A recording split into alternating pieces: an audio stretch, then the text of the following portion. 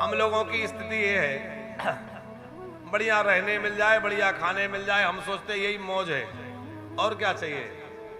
लेकिन वहां की व्यवस्था भी समझनी है। यजेंद्र जी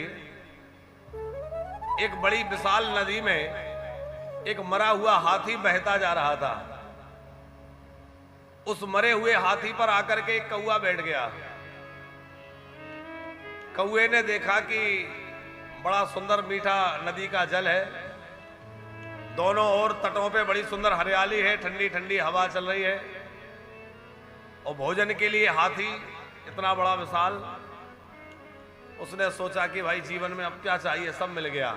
पीने के लिए पानी है, भोजन की व्यवस्था है ही, चारों तरफ बढ़िया सुंदर वातावरण है, उसी पे बैठे हैं। थोड़ा उड़ लिया, फिर आके बैठ गए, आनंद से चले जा रहे हैं। अब वो बड़े मौज में था कि भाई सब कुछ मिल गया, अब उसको आगे की चिंता नहीं कि क्या होने वाला है। और बहते बहते बहते वो हाथी पहुंच गया समुद्र में। नदी समुद्र में मिली। अब समुद्र में मिली तो समुद्र में वो लहरों के द्वारा बहुत भीतर चला गया। अब वो पानी पीना चाहे तो पानी वहां इतना ज्यादा खारा कि अब वो कौआ पानी भी नहीं पी सकता। भोजन, भूख लगे, हाथी का मांस गल चुका था, जल जंतु खा चुके थे, अब भोजन का भी प्रबंध नहीं रहा। अब उड़ना चाहे तो दूर दूर तक पानी ही पानी, कहीं कोई पेड़ नहीं, कहीं कोई आश्रय नहीं, कहां जाए। भागते भागते थक गया, आखिर में गिरा समुद्र में और किसी जल जंतु का आहार बन गया। ये उस कौए की कहानी नहीं, हम आप लोगों की कहानी है। हम लोग बस संसार के सुखों को ही अपना सर्वस्व मान लेते हैं कि संसार में हम धन मिल गया, पद मिल गया, ये मिल गया, बस मौज है। पर यदि हमने धर्म का रास्ता नहीं अपनाया, सत्य का रास्ता नहीं अपनाया, भगवान का भजन नहीं किया, तो हम भैया ऐसे समुद्र में, दुख के ऐसे समुद्र में पहुंच जाएंगे फिर जहां कोई रास्ता नहीं मिलेगा, पर वहां जाकर के केवल पछताना रह जाएगा। इसलिए जब तक समय है तब तक हम ऐसा प्रबंध कर लें कि यहां भी सुखी रहें और वहां भी जाएं तो हम लोग परलोक में सुखी रहें। कई लोग कहते हैं महाराज हमें मुक्त होना ही नहीं, हमें मुक्ति नहीं चाहिए। हम कहते हैं मुक्ति नहीं चाहिए, कोई बात नहीं है, पर इतना तो कर लो कि अगली बार मनुष्य बन जाओ। ऐसा नहीं हो कि कहीं पशु पक्षी हाथी घोड़ा कुछ बनना पड़ जाए है? तो इस जन्म में इतने बढ़िया कर्म करो कि अगला जन्म भी मनुष्य का मिल जाए, इतना तो कर लो। और मनुष्य भी बने तो थोड़े ठीक ठाक घर परिवार में जाके जन्मे है? पर ऐसा ना हो कि पूरा जीवन संघर्ष करते ही निकल जाए और उसको कुछ व्यवस्था न। तो अभी हम लोग आगे का प्रबंध कर लें, पहले जो हुआ वो आज भोग रहे। अच्छा, एक चीज और ध्यान देना, भाग्य नाम की स्वतंत्र कोई वस्तु नहीं है। सब कुछ भाग्य के अधीन है, ये बात कही जाती है, लेकिन भाग्य किसके अधीन है? कर्म के अधीन। कर्म के द्वारा ही भाग्य का निर्माण होता है। पहले हमने जो कर्म किए थे वो आज हमारा भाग्य बन के सामने है, और आज हमारे द्वारा जो कुछ किया जा रहा है ये हमारे भविष्य में भाग्य का निर्माण हो रहा है कि भविष्य में हमारा भाग्य क्या होगा। तो भाग्य जो है वो सर्वथा कर्म के अधीन है।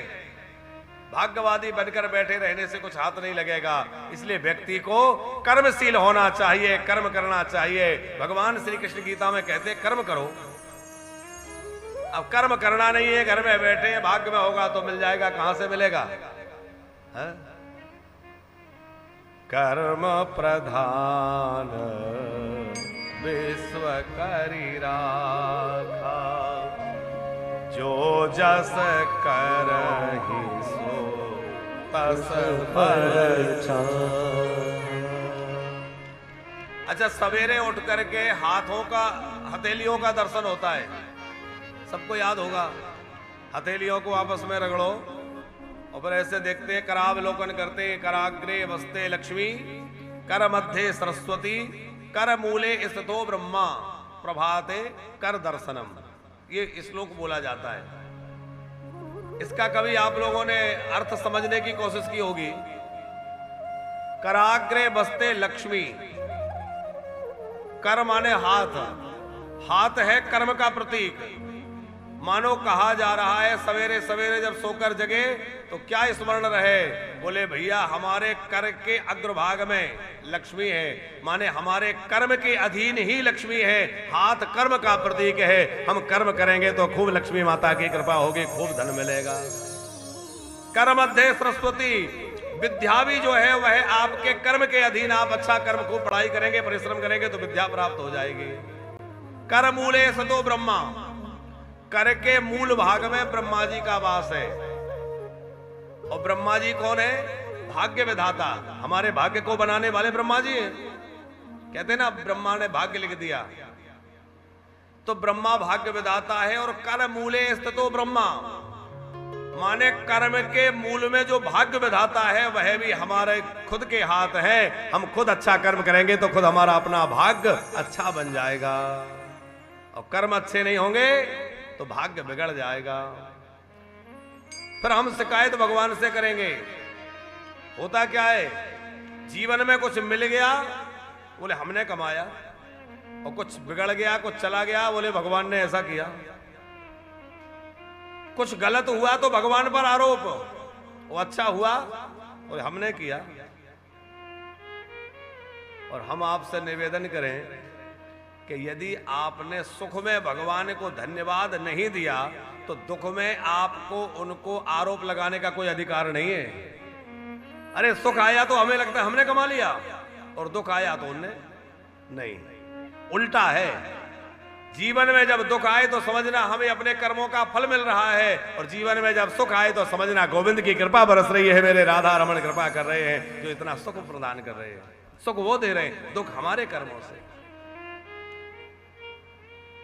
यजेंद्र जी, जब व्यक्ति परेशान होता है तो वो जगह जगह समाधान पूछता है। कोई कहता है राहु दोष है, कोई कहता है पितृ दोष है, कोई अमुक दोष है। तो कभी कभी हमें सोचने में लगता, हंसी लगती है कि व्यक्ति को सारे दोष दिख गए पर अपना दोष नहीं दिख रहा कि मेरा क्या दोष है।